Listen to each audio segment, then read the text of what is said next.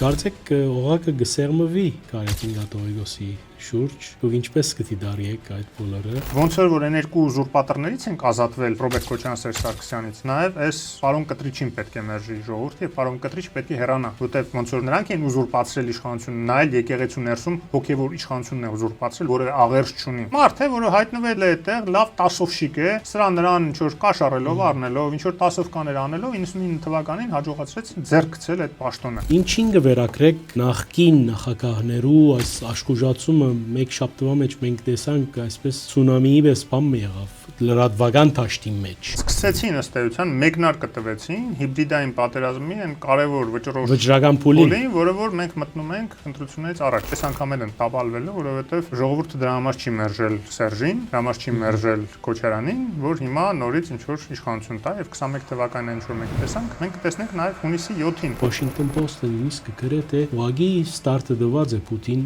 հիբրիդային պատերազմին։ Ինչ են ռիսկերը, պարոն Խուշուտյան։ Մենք կարող ենք կռահել Տակեր Կարլսոնը հնչի քնեց զարթնից հանգած որոշեց Սամվել Կարապետյան օլիգարխի ինչ որ ազգականին հրավիրի, որը ոչ նորմալ անգլերեն է կարողանում խոսալ, ել չեմ խոսում նրա մասին, որ անհեթեթ ինչ որ բաներ էր խոսում։ Տակեր Կարլսոնը նույնը վերջում չէր էլ հասկացել որ երկրի մասին։ Որ երկրի մասին է։ Ստատուս էր գրել էր նկարվել էր ուրեմն այդ Ամստերդամներ, Նարեկ Կարապետյաններ ինքը մեջտեղ ու վերևը գրել է Զելենսկին Ուկրաինայի եկեղեցու դեմ արշավ է սկսել, բայց շուտ բաներ էր գրել։ Պուտինի ներողություններից հետո իմ մոտ տպավորությունն է, որ որոշակի այսպես ռեստարտ են փորձում անել Ադրբեջան-Ռուսաստան հարաբերությունները, որոշակի այսպես վերանայման, թարմացման, վերագործարկում են, հա։ Սիրուն խելոք Պուտինը գնաց 4 ժամ ներողություն էր խնդրում Ալիևից Դուշանբեում, այն խոցված ինքնաթիռի համար։ Այդ եղավ։ Ինչի Ադրբեջանը գերտերություն է։ Ոչ, ընդամենը կարողացել էր այնպեսի դաշնակիցներ ձեռք բերել, չէր ամեն ինչը կախվածության մեջ գցել Ռուսաստանից։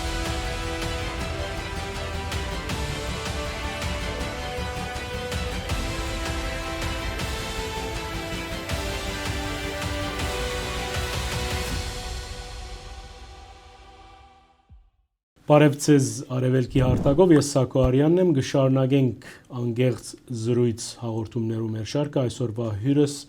Հովսեփ Խուրշուտյանն է, պարոն Խուրշուտյանը Ազատ քաղաքացի հասարակական գազམ་ագերբության նախագահն է, բարի եկած ուրախ եմ այս արիթին համար։ Պարոն Խուրշուտյան, ինչին կվերակրեք նախկին նախագահներու այս աշխուժացումը մեկ շաբթվա մեջ մենք տեսանք այսպես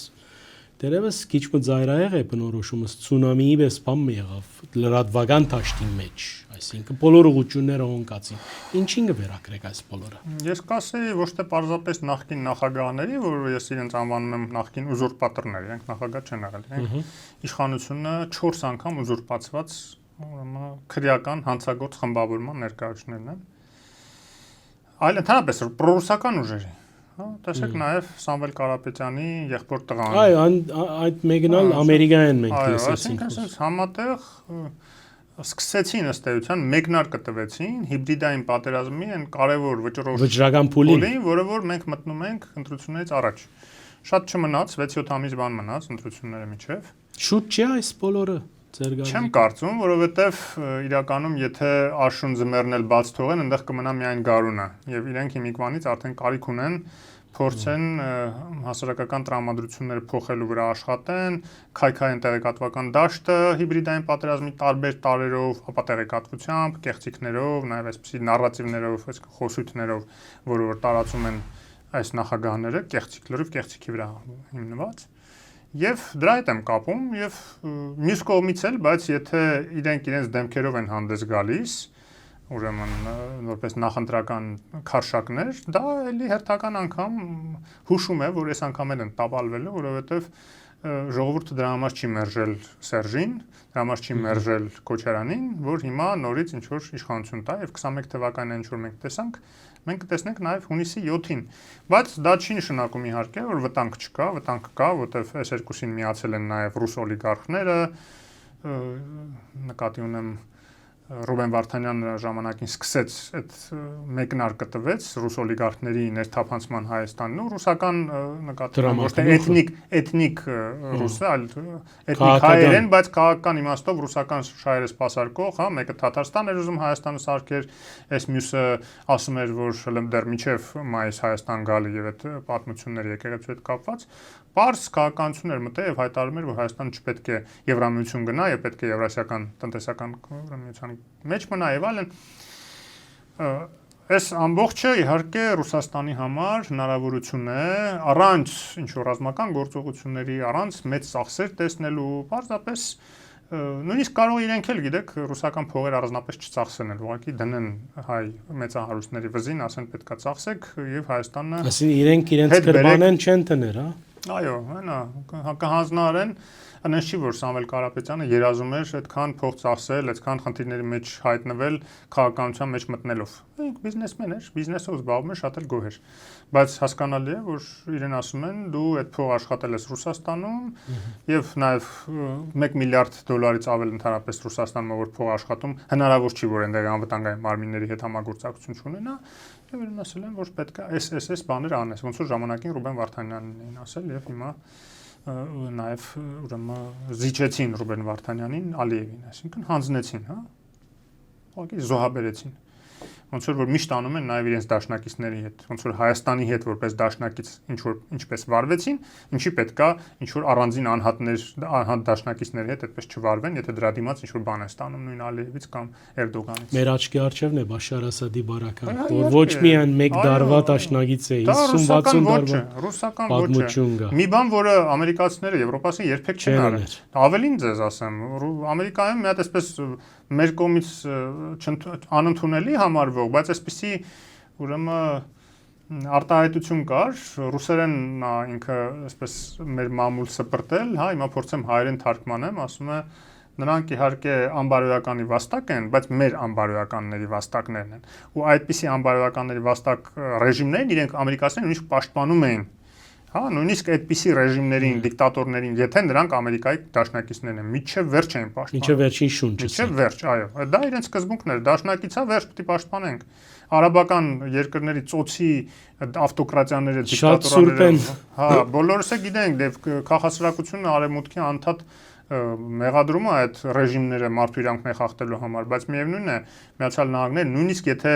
ինչ որ տեղ ճնշում է գործադրում ներքին կարգով, որ մի քիչ կարգի բեր մարդկանց իրավունքները եւ ինչ որ բան ստացվում է, այնպես էլ չի, արդեն Սաուդյան Արաբիայում օրինակ ինչ որ շարժ կա, տեսնում են կանանց թողնում են ղեկին նստել եւ այլն։ Դանդաղ, բայց կա։ Դանդաղ, բայց կա, հա, եւ այդպես են աշխատում, բայց մեկը պաշտպանում են։ Ինչը հնարավոր չի ասել, այսինքն որտեղ կարողանում են, եթե հեղափոխություն է լինում ժողովուրդը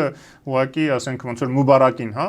միակ դեպքն էր, որ իրենց դաշնակիցներ, բայց չկարողացան պահեն, որտեղ իրոք հեղափոխություն եղավ։ Հունեն դուրս եկավ։ Հա, արդեն չկարողացան, բայց ամեն ինչ արեցին։ Իսկ ստե ռուսները ոչ թե չեն կարողանում, այլ իրենք հենց հանձնում են, զոհաբերում են իրենց դաշնակիցներին։ Հետո էլ զարմանում են, այդ ո՞նց եղավ, որ այս տարածաշրջանից դուրս տրանք, այս տարածաշրջանից դուրս տրանք։ Հենց այդպես է լինում։ Գիտեք, Սերժ Սարգսյանի հարցազրույցը, այդ երկար ծավալուն հարցազրույցը բարձակ ընտրիգը բանակցություններու դվյալները ունենալու կամ ինչպես ինքը սավ գործելու խոստումն է Փաշինյանեն։ Սա ինչ ընտրիգ է, ինչքան այնտեղ ինչ թաքնված է, որ այսօր վարչապետն արագ շատ արագ ես կրծա լսել անդրադարձավ բանակցային փուլի ամբողջ գործընթացի դվյալներուն, փաստաթուղթերու հրապարակման թեմային, ինչ պահված է ի վերջո այստեղ։ Ես կարծում եմ, որ մարտավարությունն է վարչապետի կողմից ձգել այդ փաստաթղթերի հրապարակումը մինչև մաքսիմալ ընտրությունների մոտ։ Որտեղ այդ հրապարակումը իր օգտին է եւ ցույց է տալուց, թե ինչին ժամանակին չեն համաձայնվել Սերժ Սարգսյանը հատկապես, որտեղ վերջի փուլում Սերժ Սարգսյանն է եղել եւ ինչին ինքը չի համաձայնվել դրանից հետո արդեն, հա, տեսանելի է, չէ, նաև կապը տեսանելի է լինելու այդ փաստաթղթերի եւ երբ որ այսօր Սերժ Սարգսյանը մեղադրում է Նիկոլ Փաշինյանին ոչ մի թիզականության մեջ, որի պատճառով իբր թե եղավ այս պատերազմը, այդ փաստաթղթերը երբ որ հրապարակվի, արդեն տեսանելի կլինի ինչն էր ոչ մի թիզականության հետևանք, իսկ ինչն էր ուղղակի անտրամաբանական, ուրեմն առաջարկների հետևանք, որին ուղղակի դրական հնարավոր չէր պատասխանել եւ հասարակությունը դա չէր ընդունի, հայ ժողովուրդը դա չէր ընդունի։ Էլ չասած նրա մասին, որ այդ առաջարկները օդից ոչ չծնվեցին, այդ առաջարկները հետևանք էին 10-20-ամյա տխմար քաղաքականության, որը որ ամեն ինչ անում էր, որ Հայաստանը մեկուսանա դառնա ուղղակի մի գերտերության կցորդ, Ռուսաստանի կցորդ, եւ ամեն ինչ տա Ռուսաստանին, գույք պարտքի դիմացով, քաղաքական իմաստով, ամեն ինչ միայն թե Ռուսաստանը պաշտպանի այն դեպքում, երբ որ չէին հասկացել, որ Ռուսաստանը պաշտպանող չի։ Ռուսաստանը ամենահեշտը զոհաբերում է նրանց, ովքեր իրենց գրպանում են իր կարծիքով։ Եվ հակառակը, ով որ տարբեր կողմերում ուրեմն կապեր ունի, ազդեցությունների մեծ կծիկ է ստեղծել իր շուրջ եւ փոխկապակցվածությունների, ոնց որ Ալիևը արեց, նրանց ձեռք չի տալիս։ Տեսեք, Ալիևը Ռուսաստանի հետ պայմանավորվածություններից թռավ, ըստ էության գցեց ռուսներին, որտեվ Արցախի դիմաց ինքը պետք է տար ռուսներին Հայաստանը, ոնց պետք է տար, պետք է անդադ շարունակեր այդ հարձակումները մեր սահմանների վրա, Առանց ստադրելու, հա։ Առանց սադրելու իհարկե պետք է հարձակումներ շարունակեր, որ այստեղ շանափոխություն լիներ, որ հայ ժողովուրդը տեսներ, որ անվտանգ վիճակ չի եւ միայն ռուսները Պուտինը կկարողանա պաշտպանել եւ այդ հույսով հաճակերտավոր փրկել եւ այդ հույսով ուրեմն турք տար ինչ որ ավանտյուրիստների, արկածախնդիրների եւ իշխանափոխություն աներ։ Դա էր պլանը Լավրովի։ Կամ առնվազը այնպիսի ճնշում գործադրվեր այդպիսի միջավայրում Ռուսաստանի կողմից Հայաստանի վրա, որ այդ չարաբաստիկ ՖՍԲ-ի զորքերը վերջը բերեին այդ բաների վրա, ճանապարհների վրա դնեին եւ ոչ թե մենք մեր տարածքը վերահսկենք եւ մեր ճանապարհների հաշվին աշխարհակահաղական դիվիդենդներ ստանայինք, շահաբաժիններ ստանայինք, այլ ռուսները մեր տարածքից նոր շահաբաժիններ ստանել, Արցախից ստացան զոհաբերելով, ժամանակին 100 տարի առաջ Ղարսը զոհաբերելով, Նախիջևանը զոհաբերելով, Արցախը զոհաբերելով միջև այդ Ստալինի կողմից, հա, որը որ 91-ին զորով հետ բերեցինք։ Եվ այդ ամեն ինչից հետո հիմա բուն այս մնացած այս 30,000 քառակուսի կիլոմետրից մի հատ էլ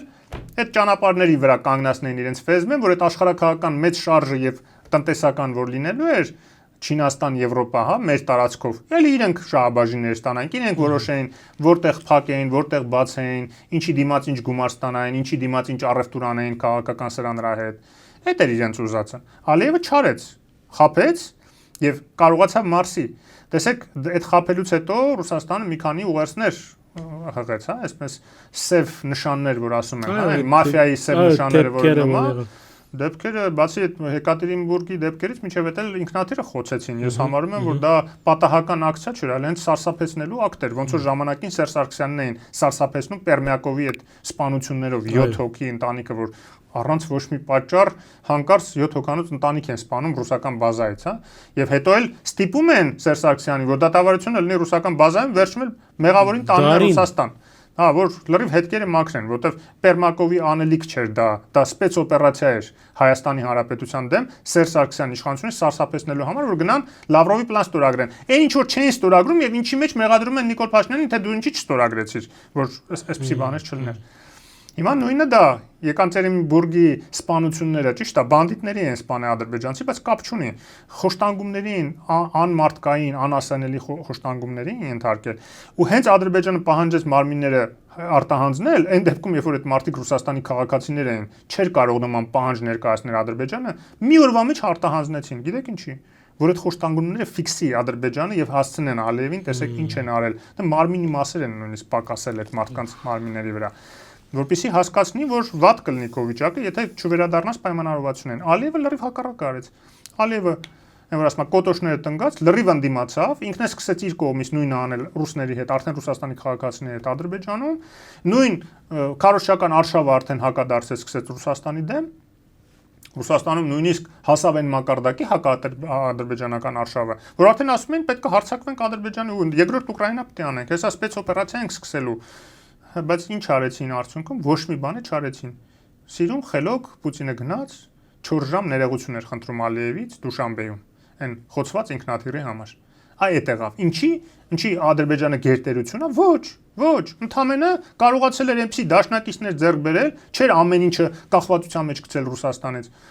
Հա, բոլորի հետ էլ աշխատում էր, Իսրայելի հետ, Թուրքիայի հետ, Արևմուտքի հետ, Չինաստանի հետ, բոլորի հետ աշխատելով կարողացել էր այնպիսի միջավայր ստեղծել իր անվտանգային այնպիսի բարձիկներ, որ Ռուսաստանը ուղղակի չհամարձակվեց հարձակվի։ Այդքան բան։ Իդեպ միջև այդ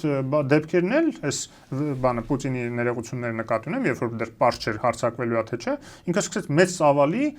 ուրեմն դրոններ գնել ծովային Թուրքիայից։ Կասպից ծովը հեղեղեց ծովային դրոններով, որ ռուսական նավատորմը չկարողանա նույնիսկ մոտենա Ադրբեջանին։ Ոնց որ Ուկրաինայում են խոցում ռուսական նավերը փոքրիկ դրոններով, բայց շատ էֆեկտիվ։ Անենց էլ այնտեղ։ Եվ ռուսները տեսան, այնտեղով չեն կարա հակաօդային պաշտպանությունը Ադրբեջան այնպիսի բաներ են վաճառել, իրենք էլ նաև Իսրայելն է վաճառել, որ իրենց ավիացիային կարող են այնտեղ ջախջախեն, եւ իրենք կարող են ուղղակի խայտարակ լինել, եւ դրա համար ասեցին Գարադ ռիսկը ռուսական ինչ որ գործողություն, եթե Ռուսաստանը վստահալար գներ, ծեր գարձիկով։ Դե գիտեք, վստահ լինելը որն է, Թուրքիայի հետ դաշինք է կազմել Ադրբեջանը, Շուշիի բանով հռչակագրով միասնական բանակ են ստեղծել։ Այսինքն Ռուսաստանը հասկանում էր, չէ, որ եթե Ուկրաինայի համար Թուրքիան չեկավ, զորք չմտցրեց, չպաշտպանեց, Ադրբեջանի դեպքում կարող է մտներ։ Եվ իդեպ խոսել են Էրդողանի հետ, ես չգիտեմ ինչ են խոսել հեռախոսով, գուցե Էրդողանը հասկացրել է, որ գործ չունես Ադրբեջանի հետ։ Իդեպ ոչ միայն Էրդողանը, նաև Ադրբեջանը Չինաստանի հետ ռազմավարական գործընկերության բան ունի, պայմանագիր ունի ստորագրած եւ չի բացառվում, որ նաեւ Չինաստանը, որը շահագրգռված է, որ Ադրբեջանը անկախ լինի, այլ ոչ թե ռուսական կցորդ, որտեղ դա էլ կարող է, եթե ռուսական կցորդ դառնա, այդտեղի ճանապարհներն է կփակվի, չէ՞։ Ի տարբերություն Հայաստան-Վրաստանի, որ Վրաստանի դեպքում ռուսները կամաց-կամաց ձեռք են գցում այդ ամեն ինչին, բայց Հայաստանը անկախ է եւ Չինաստանի համար դեռ անկախ ճանապարհները կա։ Չնայած հիմա էլ ինքը մտահոգա, որ կարող ամերիկացիները որևէ կերպ ազդեն, բայց ամեն դեպքում այդպես չի։ Մենք այդ կոնսորցիումը հայ-ամերիկյան է, բայց քաղաքական որոշումները եւ ամեն դեպքում այդ ճանապարհների վրա աշխարհակաղակական վերահսկողությունը հիմնականում Հայաստանի ձեռքում է լինելու եւ եթե նույնիսկ ամերիկացիները ինչ որ բաներ խնդրեն, ինչ որ ապրանքների մասով դրա դիմաց ինչ որ բան մեզ տալու են, այսինքն մենք ենք այդ առևտրի մեջ մտնելու, այլ բան է, քանց Ադրբեջանը լրիվ ռուսական կցորդ դառնար։ Ինչ արեցին Ադրբեջանում, իդեպ նկատի ունեմ, որ չինացիներն էլ գուցե ասացել են, որ այս երկրորդ հարձակումը չենք արդեն հանդուրժի, հա, այդ Ուկրաինայից հետո, բայց ինչ արեց Պուտինը Մեհդիևի միջոցով հեղաշրջում էին կազմակերպում, նրան էլ հանձնեց։ Ձախեց։ Հա, ձախեց, բաց տեքստով գնաց Ալիևին ասեց, այնտեղ քոդեմ ինչ որ մարդիկ համեցի։ պրոռուսական ուժեր են, ընդ որում նենց չի որ ուրիշ երկրի հետ էին աշխատում։ Եվ հին շկոլայից։ Այո։ Հանձնեց, այդքան բան, ինչա թե Ալիևի հետ ինչ որ մի երկու բան տալ առնելիք է։ Գրնալալ այս բոլորը ռուսական ախորժակները Գուժգուլայի գարկավիճակով մեր գլխին չարտվին։ Չեմ կարծում, որովհետև Հայաստանը այս ընթացքում բարեբախտաբար կարողացել է էապես դիվերսիֆիկացնել իր արտաքին կապերը, կարողացել է Եվրոմիության եւ Արևմուտքի հետ Միացյալ Նահանգների հետ այնպիսի կապեր ստեղծի, որ նրանց ներկայությունը այստեղ նաև արդեն աշխարհակական նոր իրավիճակ է ստեղծել, Եվրամիության դիտորդները նկատի ունեմ, հիմա նաև տրիպով ամերիկացիների ներկայությունը գոնե փաստաթղթերով արդեն կա, կամաց-կամաց կլինի նաև ուրեմն հողի վրա, հա, թեկուզ բիզնես ներկայությունը, բայց միևնույն է, դա արդեն քաղաքական ներկայություն է ամերիկացիների։ Անկախ նրանից ինչ չափով են իրենք այդ ճանապարհների վրա վերահսկողության փաթեթի մեջ բաժին ունենալու, մեկ է, իրենք արդեն կան։ Եվ նման պայմաններում ընդհանուր սահմանել չունի Հայաստանի հետ Ռուսաստանը բավականին բարդ է լինելու իր համար։ Իսկ այս բոլորով հանդերձ բան Խուրշուդյան մենք բացահայտ կերպով նկատեցինք նոր որակի Ալիևը օգոստոսի 8-ին յետ, բայց հանգարց միանգամից Սևանի մասին սկսավ խոսել այս նույն հրեդորապանությունը ինչ կգադարվի խորքի մեջ։ Դիդարգած եք դուք Պուտինի ներողություններից հետո իմ մոտ տպավորությունն է, որ որոշակի այսպես ռեստարտ են փորձում անել։ Իրենց հարաբերությունները, Ադրբեջան-Ռուսաստան հարաբերությունները որոշակի այսպես վերանայման, թարմացման, վերագործարկում են, հա։ Եվ քանի որ ամեն դեպքում հիմքում եղել է Հայաստանի դեմ հիբրիդային պատերազմին Ռուսաստան Ադրբեջանի մասնակցությունը, այդ պայմանավորվածությունների հիմքում դա եղել է հիբրիդային պատերազմը, էլի որ սահմաններին կրակելով, հարձակվելով անդադ փորձի առաջի անգամ երբ արեց ընտրությունից առաջ 21 թվականին մայիսի 11-12-ին ընդ որում Լավրովի Բաքու այցելուց հաջորդ օրը նպատակը այդ էր, որ Ռոբերտ Քոչյանը ստեղ անցնի, մարդիկ վախենան, ասեն, վայ, եթե Նիկոլ Փաշինյանը մնա, ուրեմն կարող է տարածքներ կորցնենք Հայաստանում, տարածքը ավելի լավ է, թող ոչինչ շունգել Քոչյանը գա, Պուտինին մոտիկա, գոնե այտենց կանգնացնենք։ Բարեբախտաբար մարդկանց շատ փոքր մասը այտենց մտածեց եւ մնացածը այնքան հասուն գտնվեցին, որ պահեցին ժողովրդավարությունը ինքնիշխանությունը Հայաստանի։ Էական չի տվյալ դեպքում Նիկոլ Փաշինյանի դեպքում, թե այլ ժողովրդավարական ուժի դեպքում կլինի վաղը մյուս օր, բայց ինքնիշխանությունը պիտի պահվի, որևէ պրոռուսական ուժ նույնիսկ պարլամենտ չպիտի թույլ տրվի մտնեն։ Հիմա նույնը հիբրիդային պատերազմի վերադարձը Ադրբեջանին, թեկուզ մասնակի ինչ որ բաներով Ալիևը ինձ թվում է զիջում է անում ռուսներին, օրինակ այդպիսի ռետորաբանություն նաև, այն ինչ որ տրիպից հետո այդպիսի ռետորաբանություն չենք լսել, չէ՞։ Ոչ 300,000-ի մասին, որ պետքա վերադառնան թեկուզ մեքենաներով եւ այլն, ոչ թե տանկերով, կապ չունի։ Այդպիսի խոսակցություններ էլ չկար։ Ինչի վերարծարվեցին։ Ինչից հետո վերարծարվեցին։ Վերջին հանդիպումը Պուտինի ներողություններից հետո, այսինքն ինչ որ հարաբերություններով ջերմացում կա, բայց միաժամանակ Ալիևը նաև որովհետեւ արևմուտքին չխրտնացնի, ցույց է տալիս, որ ինքը հավատարիմ է ապաշրջափակման օրակարգին եւ այդ դրան զուգահեռ այդպիսի ռետորաբանությունը թողնում է երկաթգծերը բացում է Ղազախական ծորենի, ընդ որում կապ չունի, գիտեք, հիմա էլ կպել են թե այս սորտի ծորենը կարգի կապ ունի։ Հա, թեկուզ թող անասնակերտ ծորենը լինի, անասնակերտ պետք չի մեզ, դա էլ է պետք։ Բա Վարդանիկը ասում էր ծորեն չեն տա, սովից կմեռնենք ռուսները։ Բա հիմա ուրեմն պետք է այդ արվի, չէ։ Դրա համար Ռուսաստանը ինքն էլ որոշեց օգտվի, ասում է ճանապարհները եթե բացում եք, լավ։ Ես էլ գամ։ Մեր ծորենն էլ բերենք, ռուսական ծորենն էլ ավելի էժան կնստի Հայաստան հասցնելը, որտեղ բաներով, բեռնատարներով ավելի թանկ է միշտ։ Այս բոլորեն յետք վերադառնանք ներքաղաքական դաշտ, այս հարցակումները իշխանությունը ինչքանով այսօր առանցին է, ինչքանով մտահոգ է, մտահոգության նշույլներ կան իշխանության մոտ այս դեպքերը, որը գադարվին մանավանդ ես անցյալ օրը նկատեցի Washington Post-ը նույնիսկ գրե թե ուղղակի ստարտը դված է Պուտին հիբրիդային պատերազմին, ինչ են ռիսկերը, պարոն Խուրշուդյան։ Washington Post-ը մի կողմից դա գրում է, բայց մյուս կողմից էլ New York Times-ը անհանգստություն է հայտնում եկեղեցու հետ կապված այս իրավիճակի հայ եկեղեցու, այսինքն տեսանելի է, որ մեծ փողեր են ծախսում այդ հիբրիդային պատերազմի շրջանակներ, նույնիսկ Միացյալ Նահանգներում։ Մենք կարող ենք չէ կռահել Տակեր Կարլսոնը հնչի քնեց զարթնեց հանգած որոշեց Սամվել Կարապետյան օլիգարխի ինչ որ ազգականին հրավիրի, որը ոչ նորմալ անգլերեն է կարողանում խոսալ, այլ չեմ խոսում նրա մասին, որ անհեթեթ ինչ որ բաներ էր խոսում ու Տակեր Քարսոնը նույնը վերջում չէր էլ հասկացել որ երկրի մասին որ երկրի մասին է ստատուս էր գրել էր նկարվել էր ուրեմն այդ Ամստերդամներ Նարեկ Կարապետյաններ ինքը մեջտեղ ու վերևը գրել է Զելենսկին Ուկրաինայի եկեղեցու դեմ արշավ է սկսել բայց շուտ բաներ էր գրել խառնել էր որ երկրի մասին է այս ինչ որ գիտի որ եկեղեցու դեմ ինչ որտեղ ինչ որ բան է եղել բայց չգիտի կոնկրետ ում հետ ինչ է խոսում էլի որտեվ Գիտեք, ամերիկացիների մոտ չնայած ընդունված է, իրանք Ամերիկայից են կողմ շատ ինֆորմացիա չունեն, հա, հատկապես պարզ քաղաքացիներ, բայց նույնիսկ այդ կարգի մարդիկ, ասենք Բարսաշչյան լրատվական ուրեմն ներկայացուցիչները կամ նախագահան նույնիսկ մեկ-մեկ խառնում է, չէ, Հայաստան, Ալբանիա ասում եւ այլն, հա, բայց դա կապ չունի, համակարգերը այնտեղ գործում են։ Ի տարբերություն Թակել Կարլսոնի, որը համակարգեր չունի, ինքը անհատա լրագրող այն, որ բլոգ է վարում, բայց Թրամփի նա համակարգ է գործում, պետդեպարտամենտն է գործում, փաստաթղթերը այնտեղ են մշակվում եւ իր Թրամփի ծրագիրը ըստ էության դեռ Բայդենի օրոք մշակված ծրագիր էր, ես անդադ դա ասում եմ, որ Օբրայենը բերել էր դեռ 93 թվականի դեկտեմբերին Ադրբեջան-Հայաստան, որում Հայաստանը համաձայնվել էր, Ադրբեջանը ասել էր, ոչ, այնտեղից է փչացան հարաբերությունները։ Այս բոլորով հանդերձ առաջիկա օրերին մենք Վարշավադի ընտրությունները պիտի դարգենք Գյումրի երկու վտանգը արգա է Միանշանակ միշտ այդ ռիսկը պետք է հաշվի առնել եւ հենց դրա համար էլ ես շատ ողջունել եմ համարում որ այնտեղ Հանրապետություն կուսակցություն առաջադրել է Հարություն Մկրտչյանին թե Հանրապետություն կուսակցությունը բավականին բարձր վարկանիշ ունի որպես ժողովրդավարական անկախ ուժ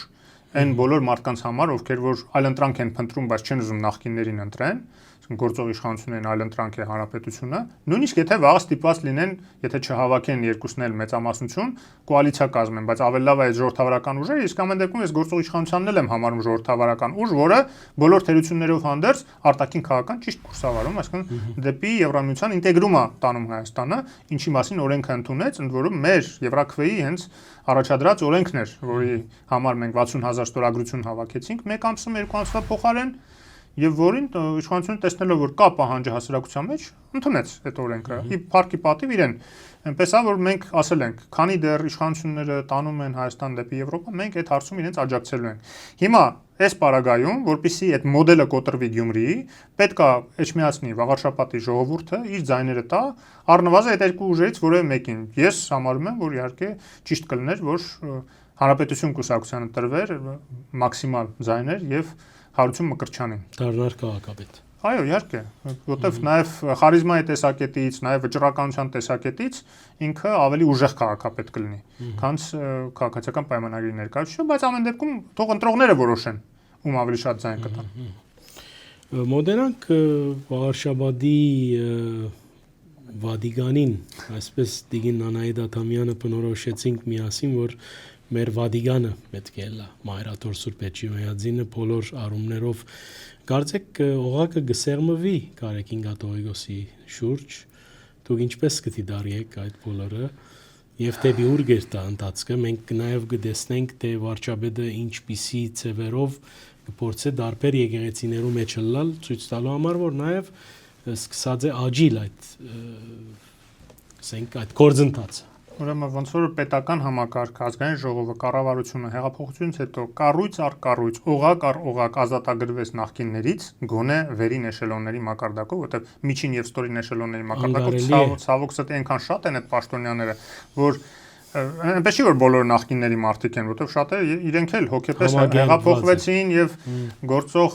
իրավիճակի, ժողովրդավարական իրավիճակի աջակիցներն են, հա,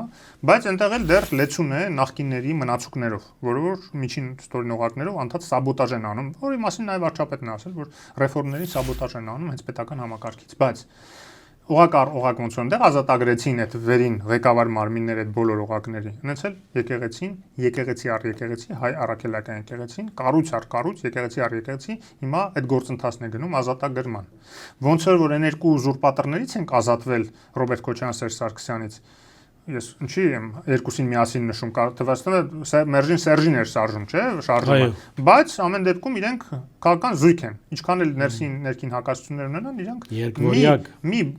բանդայի անդամ են, հա, այսպես ասենք։ Եվ ոնց որ նրանց մերժեց, նաև այս պարոն Կտրիչին պետք է մերժի ժողովուրդը, եւ պարոն Կտրիչ պետք է հեռանա, որտեվ ոնց որ նրանք են ուզուրպացրել իշխանությունը, նա էլ եկեղեցու ներսում հոգևոր իշխանությունն է ուզուրպացրել, որի հետ որևէ աղերս չունի, հոգևոր աշխարհի, հոգևոր գիտելիքների հետ ինքը աղերս չունի, ինքը իր վարքով, նիստուկացով ամեն ինչը ցույց է տալիս, որ ինքը ուղղակի մարդ է, որը հայտնվել է այդտեղ, լավ տասովշիկ է, սրան նրան ինչ որ կաշառելով, առնելով, ինչ որ տասովկաներ անելով 99 թվականին հաջողացրեց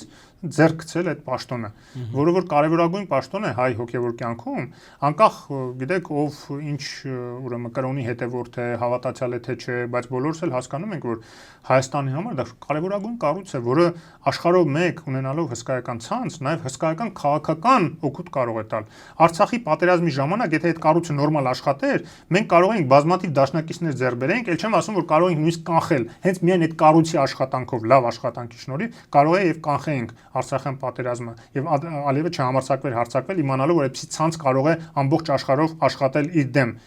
Բայց ինքը գիտեր, որ այդ ցանցը կառավարվում է Մոսկվայից եւ ինքն էլ Մոսկվայի հետ ամեն ինչ համաձայնացրել էր 44-օրյա պատերազմը։ Եվ տեսանք մենք լրությունը համադարած այդ 8 ամսվա Արցախի շրջակայքման մի հատ ուրեմն պետական հանցագործ տերտեր են բռնում, որը որ ռազմական հեղաշրջման կոչ էր անում, սկսում է զանգերը ղողանջել եկեղեցիների, ոնց որ թե Սարդարապետի ճակատա։ Ուրեմն 44-օրյա ժամանակ դա Սարդարապետի ճակատամարտ չէր իրենց համար, այսօրվա եկեղեցական վերնախավի համար։ Իսկ այդ մի հատ տերտերի բան էր Սարդարապետի ճակատամարտ էր, որը որ հակապետական կոչեր էր արել։ Գարակն է այս գործընթացը, պարոն Խուրշուդյան, հերացնելու կամ Դժվարանում եմ ասեմ, ես շատ չեմ խորանում այդ process-ի մեջ, որովհետև ինքս էլ այսպես հերոյ ես քիչ հերոյ եմ պահում ինձ, հա, որովհետև ամեն դեպքում դա այսպես հավատացյալների գործն է, հա, ոնց որ Նիկոլ Փաշինյանը եւ այլ հավատացյալների մա փորձում են մաքրել եկեղեցին, ես որպես քաղաքացի եմ փորձում աջակցել ինչ որ ձևով, հա, բայց ամենայն դեպս մշակութային առումով թեևս կնքված առաքելական եկեղեցու հետևորդ եմ, բայց այսպես այդ հավատքի հետ իմ հարաբերությունները մի քիչ ավելի այսպես բան են սեկուլյար են, այսպես ասենք։ Գիտեք, խորքային հարցը յուրաքանչյուր հեղափոխության համար արժեքներու հարցն է, որ գլխավորն է այսօր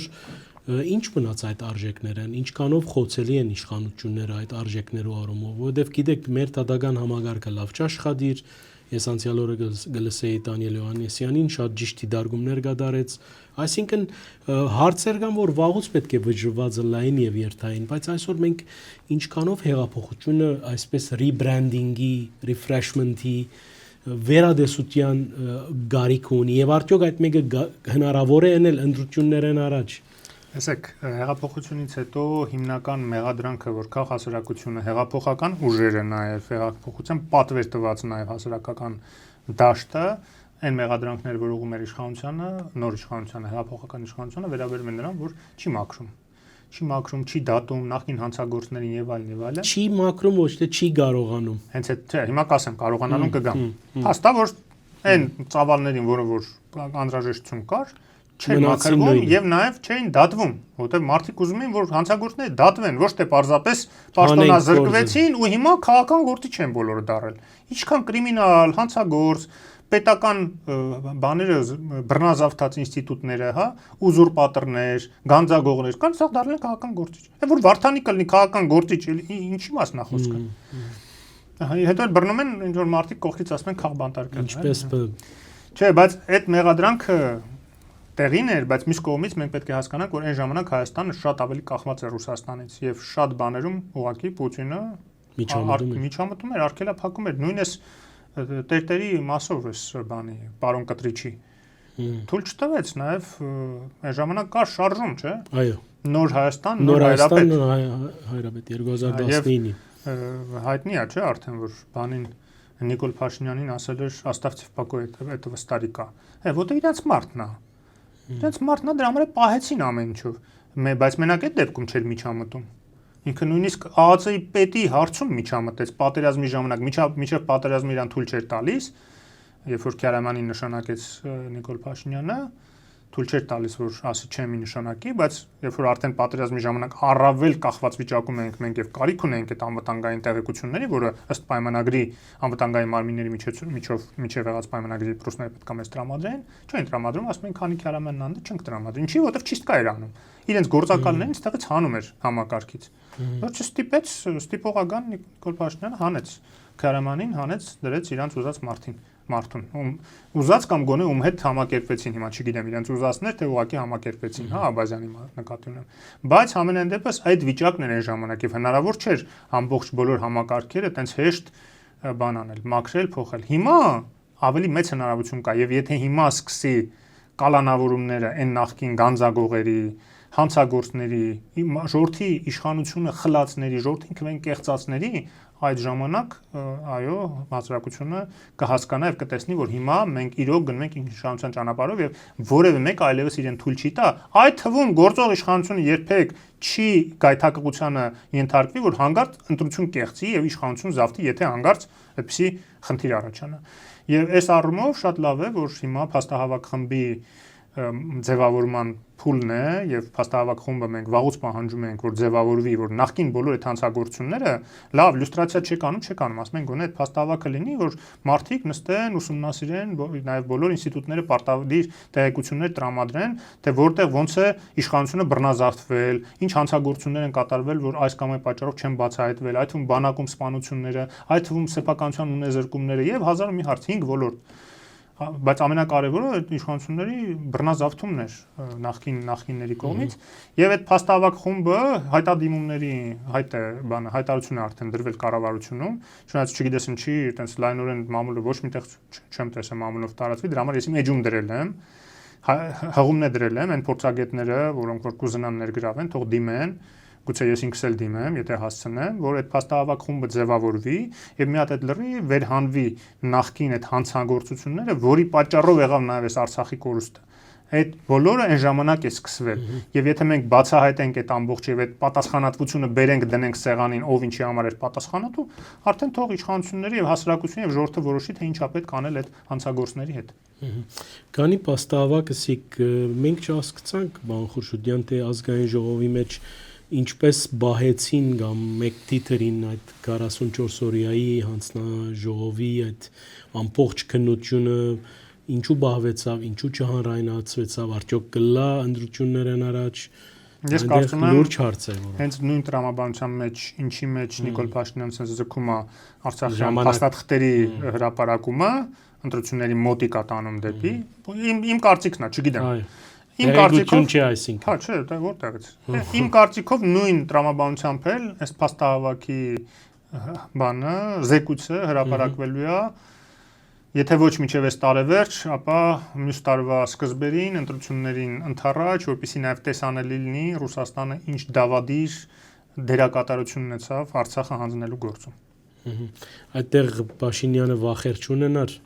Որքան մոտենան մյուս տարվա ընտրություններին, հիմա լուրջ գործընթացներ է գնում Նաև Եվրամիության հետ մեր կապերի ամրապնդման ուղղությամբ, ասեմ ձեզ, շատ լավ նորություններ կունենանք շուտով, մինչև տարեվերջ։ Կհայտարարվի։ Այո, կհայտարարվի եւ մյուս տարվա սկզբում էլ լավ նորություններ, ասես լավ նորություններ շարք է գնալու եւ դրանք եզրափակվելու են եվրոպական համայնքի գագաթաժողովով Հայաստանում, բայց միջև էլ այլ կարևոր իրադարձություններ կլինի եւ այդ ամեն ինչը բերելու է Հայաստանի ինքնիշխանության էլ ավելի ամրապնդմանը եւ ավելի համարձակ քայլերի հնարավորություն տալու իշխանություններին։ Էլ չեմ խոսում նրա մասին, որ նույնիսկ արդեն հայտարարեցին, որ առնվազն մյուս տարի պետքա հայտը ներկայացնեն Եվրոմիության անդամակցության հայտը, ինչը պահանջում է մեր առաջարկած օրենքը, որ իրենք ընդունեցին այս տարվա սկզբին եւ գիտեք բոլոր մեղադրանքները թե ինչի հենց անմիջապես դրանից հետո հայտ չներկայացրեցին, ուղղակի անլուրջ են։ Եթե այս տարվա հունվար-փետրվարին այդ օրենքը ընդունվեց եւ մյուս տարվա հունվար-փետրվարին կամ թեկուզ մյուս տարվա կեսերին այդ հայտը ներկայացվի, դա փայլուն ժամկետային առումով փայլուն արդյունք է լինելու։ Այդպիսի հարցերը մի օրում չեն արվում, էլի։ Մյուս կողմից ձեր ասենք խաղապարներուն մերձ քաղաքական ուժերու վիճակը բավական դարդղնված է, մենք կտեսնենք, որ աստեցիկությունը չի գա, հանուն հարաբերությունը որոշակի անտիբումներ կունենա շրջաններում մեջ կդիտարկենք, ավելի գլանված է հարաբերություն գուսակցությունը Վարշավադի ընդրություններում, բայց այսպես բլոկը, որ իշխանության գողքը լա, որ հարաճիգային եթե Փաշինյան չգրնա 50 առավել 1 ավովել, ինչ որ Տաշինքի թիմ է, այդ կեդինի մասին ինչ կրնակ դիտարկել, պարոն Խորշուդյան։ Տեսեք, իհարկե ես էլ կնախընտրեի, որ այդ բոլոր ուժերը, ժողովրդավարական, ուրեմն եվրոպամետ ուժերը, արևմտամետ ուժերը, նույնիսկ քաղաքական գործունեությունը միասնաբար իրականացնեն։ Բայց գիտեք, այդ իմ ցանկությունը կարող լինի որպես քաղաքացի, որպես ժողովրդավարական ուժերի հարթակի նախաձեռնողներից մեկը, Եվրաքվեի նախաձեռնողներից մեկը, բայց դա չի նշանակում, որ դա միակ ճիշտ ուղին է։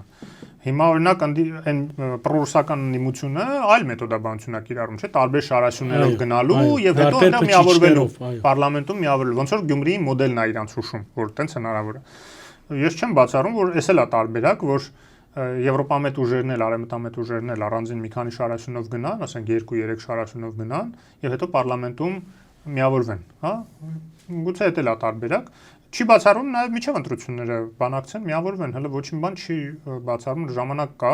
այդ հնարավորությունը կա եւ վերջիվերջո քաղաքական կուսակցություններ են, ամեն մեկը իր գիծը տանում է, իր գործունեությունը ծավալում է եւ դա էլ մի քիչ բարդ է ամեն ինչում համաձայնեցնել իրար հետ քայլեր անել։ Ոչ, թող ոչինչ, թող ամեն մեկը շարունակի իր հեղինակությունը զարգացնել, իր ուրեմն ընտրողների ծավալը մեծացնել, հետո արդեն ընտրությունները ընթառաջ մոտիկ արդեն կորոշեն, միասին դաշինքով են գնում, թե գուցե մի կուսակցության մեջ ինչ որ մարդիկ համախմբվեն կուսակցական ցուցակում, գուցե 2-3 կուսակցություն գնա եւ համախմբելով իր շուրջ նաեւ տարբեր փորձագետների, քաղաքացիական ներկայացուցիչների, որ շատ կարեւոր է որ քաղաքացիական դաշտներ ներգրավի այդ իմաստով, հա, եւ իմ գործընկերներից շատերին ես կուզենամ մենակ տեսնել պարլամենտում նկատի ունեմ քաղաքացիական իմ գործընկերներից, հա, ես ինքս չեմ պատրաստվում, բայց կուզենամ որ իրենք լինեն։ Վերջին հարցը գիտեմ որ շատ ինտենսիվ գեդեվիկ ռուս-ուկրաինական պատերազմին համաբարփակ ինչ է գդարվում, որովհետեւ վարգածներ կան, որ Ռուսաստանը այդտեղ եթե անկստանա, կսկսի ավելի ինտենսիվ սպառվել մեզմով, չնայած հիմա էլ կսպառվի ծեր ասածով, ինչ կդիտարկեք, թեպի ուր գերտա այդ պատերազմը, շատերը խոսին երկարադեպ պատերազմի մասին, սակայն հստակ է, որ դեղքայլի մեջ, ցեխի մեջ է այդ պատերազմը։ Ուրեմն տեսանելի է, որ Արևմուտքը եւ հատկապես Միացյալ Նահանգները, որպես Արևմուտքի այսպես գլխավոր հրետանի, իր վերաբերմունքը Ռուսաստանի հանդեպ կուշտացնում է։ Այո։ Զենքի մատակարարումների նաեւ թույլատրությունների պահով եւ այլն։ Եվ ել չեմ խոսում դրա մասին, որ սանկցիոն ուղղակն է կամաց սեղմվում։ Գիտեք, մի տեսակ այսպես նուրբ խեղտելու գործընթաց է գնում Ռուսաստանի տնտեսությունը, այսպես ձգում են այդ ուղակները, բայց այս դանդաղ են ձգում, որ ինքը հանգարց կտրուկ ցավից հանգարց այն կարմիր կոճակը չսխմի։ Դա համար sense դանդաղ են սխմում, որ այդ ցավը մահվան մոտ տանող իրեն տնտեսությունը, հա, դանդաղ լինի այդ ցավը, հենց ինքը կամաց հարմարվի, գնալով հարմարվի։ Դա տեսանելի է արդեն նրանք նույնիսկ արդեն մյուս տարվա բյուջեն նվազեցրել են պաշտոնապես ռազմական բյուջեն, որտեղ փող չունեն։ Փող չունեն, բառից բունի իմաստով։ Նավթի վերամշակման գործարանները հերթով պայթացնում են, հերիք չի։ Նավթա ուրեմն փոխադրող այդ նավահանգիստները պայթացնում են, հերիք չի, բայց նաև Հնդկաստանի, Չինաստանի վրա ճնշում գործադրեցին